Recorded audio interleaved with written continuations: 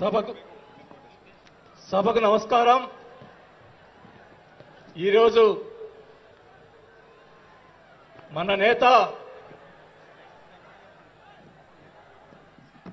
జనసేన రాష్ట్ర అధ్యక్షులు మరియు డిప్యూటీ సీఎం గారైన పవన్ కళ్యాణ్ గారి పిలుపు మేరకు ఈరోజు 12వ ఆవిర్భావ దినోత్సవానికి వచ్చేసినటువంటి జనసేన నాయకులకు, కార్యకర్తలకు, మహిళలకు, వీర మహిళలకు, ఇక్కడికి వచ్చినటువంటి వేదిక అలంకరించినటువంటి పెద్దలు, మంత్రివర్యులు మనోహర్ గారికి, అలాగే దుర్గేష్ గారికి, పెద్దలు, నన్ను పార్టీలో చేర్పించేదానికి ముందుకు నన్ను తీసుకొచ్చినటువంటి వ్యక్తి మా నాగబాబు గారికి, అలాగే వేదిక అలంకరించినటువంటి ఎంపీలకు, ఎమ్మెల్యేలకు, జనసేన నాయకులకు అందరికీ కూడా ముందుగా నమస్కారాలు తెలియజేసుకుంటా ఉన్నాం. మీరందరూ కూడా 12 ఆవిర్భావ దినోత్సవాలు జనసేనకు సంబంధించి అటెండ్ అయి ఉంటారు. కానీ నాకు ఇది మొదటిది. అసలు బాలినేని శ్రీనివాసరెడ్డి అనేవాడు వైసీపీ విడిపోయి బయటకు వస్తాడా అనుకొని చాలా మంది మాట్లాడినటువంటి పరిస్థితులు ఉన్నాయి. నాకు క్షమించండి కొద్దిగా, ఎందుకంటే మొదటిసారి కాబట్టి ఒక 5 నిమిషాలు తీసుకుంటాను. దయచేసి మనోహర్ గారు క్షమించాలని కోరుకుంటా ఉన్నా. మొదటగా నాకు రాజకీయ భిక్ష పెట్టింది రాజశేఖర రెడ్డి గారు. రాజశేఖర రెడ్డి గారు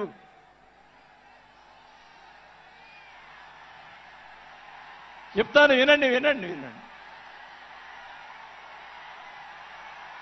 నాకు రాజశేఖర రెడ్డి గారైనా, ఎన్టీ రామారావు అయినా నాకు ఇష్టం.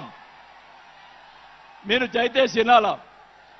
నేను నిజాలు చెప్తాను, పిఠాపురం సాక్షిగా అన్ని నిజాలే చెప్తాను. వినాలా, నాకు జరిగిన విషయాలు కూడా చెప్తాను.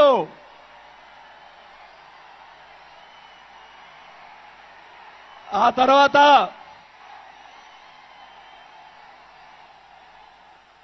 ఆయన జగన్మోహన్ రెడ్డి గారు పార్టీ పెడితే రాజకీయ భిక్ష పెట్టాడు కాబట్టి నేను మంత్రి పదవి వదులుకొని ఆయన వెంట నడిచాను. నేను 4 సంవత్సరాలు, మనోహర్ గారికి తెలుసు, 4 సంవత్సరాలు మంత్రి ఉంది నాకు. అయినా కానీ నాకు రాజకీయ భిక్ష పెట్టాడు కాబట్టి, మానవత్వం అనేది ఉంది కాబట్టి నేను ఆ రోజు ఆయనకి తలిచాను. కానీ ఏం జరిగింది, నాకు మంత్రి వదిలిపెడితే మంత్రి ఇచ్చి మంత్రి తీసేశాడు. అవన్నీ నేను కూడా బాధపడిన, నేను మంత్రి అనేది ఐ డోంట్ కేర్. ఆ రోజు 4 సంవత్సరాలకే వదిలిపెట్టాను. నేను ఒకటే చెప్తా ఉన్నా, మన వంశీ గారిని ఆయన చెప్పాడు కదా, మన ఈయన సినిమా యాక్టర్, ఆయన పేరేంటి, పోసాని మురళి గారు, వాళ్ళని అరెస్ట్ చేస్తే ఈయన పోయి, జగన్మోహన్ రెడ్డి గారు పోయి వాళ్ళని పరామర్శిస్తాడు. నేను ఒకటే చెప్తా ఉన్నా, రఘురామకృష్ణరాజు గారిని నిన్ను ఏదో మాట్లాడితే ఆయన లోపల పెట్టించి, కుదగొట్టించి, కాలు చేతులు ఎర్రగొట్టించి లోపల పెట్టించి నీకు తుప్పుగా రాలగొట్టేవాళ్ళు. ఆయన మౌనం వహించారు.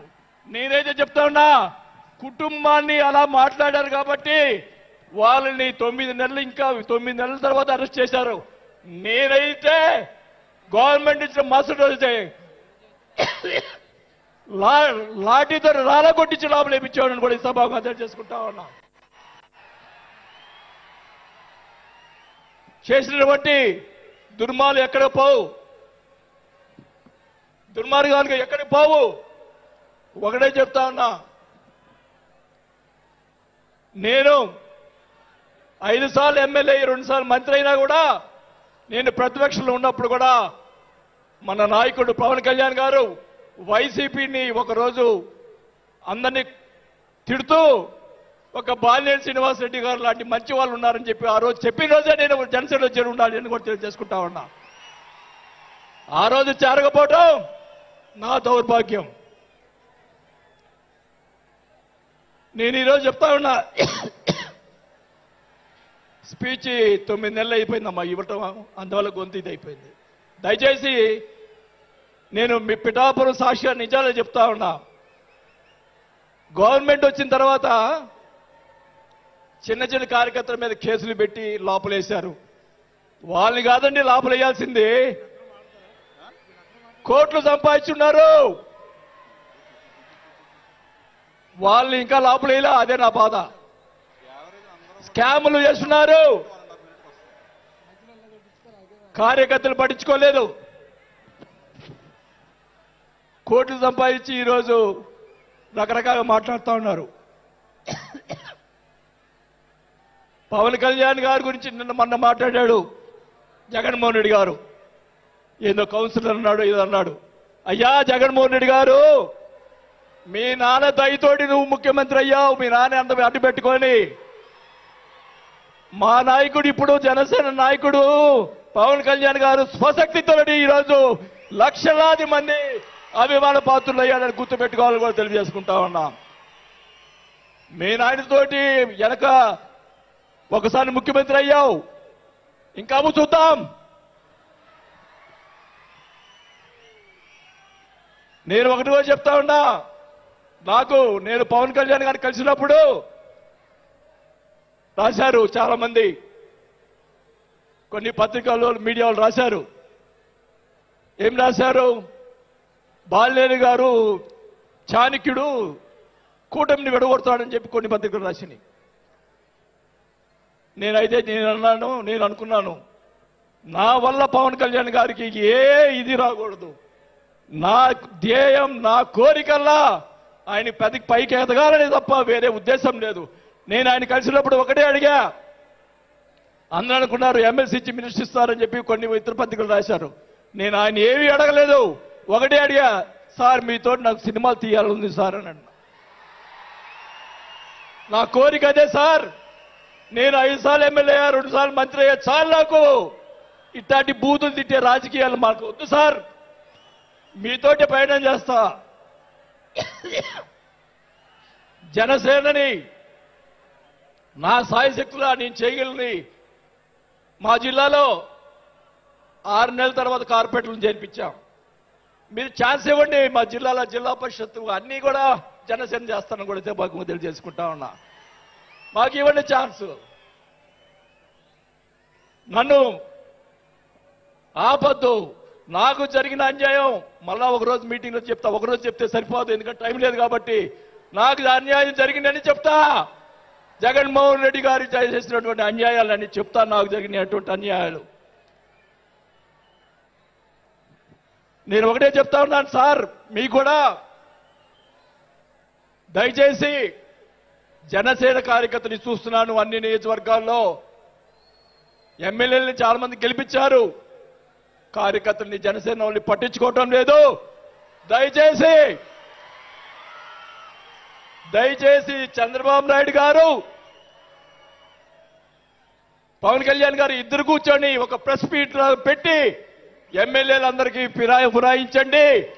జనసేన కార్యకర్తలు కూడా మీరు వాళ్ళకి రావాల్సినటువంటి రేషియో ప్రకారంగా వాళ్ళు కష్టపడి పనిచేశారు. ఇప్పుడు తెలియదు ఆ బాధ. రేపు ఎలక్షన్ తెలుస్తుంది. వాళ్ళు ఖర్చున వాళ్ళు అడుగుతారు రేపు, దానికి సమాధానం చెప్పాల్సిన బాధ్యత ఆ ఎమ్మెల్యేలకు ఉంటుంది. కాబట్టి ఇద్దరు కూడా ఇప్పుడే వెంటనే అది చేస్తే మీకోసం ప్రాణాలు ఇచ్చేవాళ్ళు ఉన్నారు ఇక్కడ. అలాంటి వాళ్ళని మనం కాపాడుకోవాలి. కాబట్టి మీరు అంటే నేను ఇలా మాట్లాడుతున్నానని అనుకోకుండా మన నాయకుడు బాగుండాలని కోరుకోవాలి.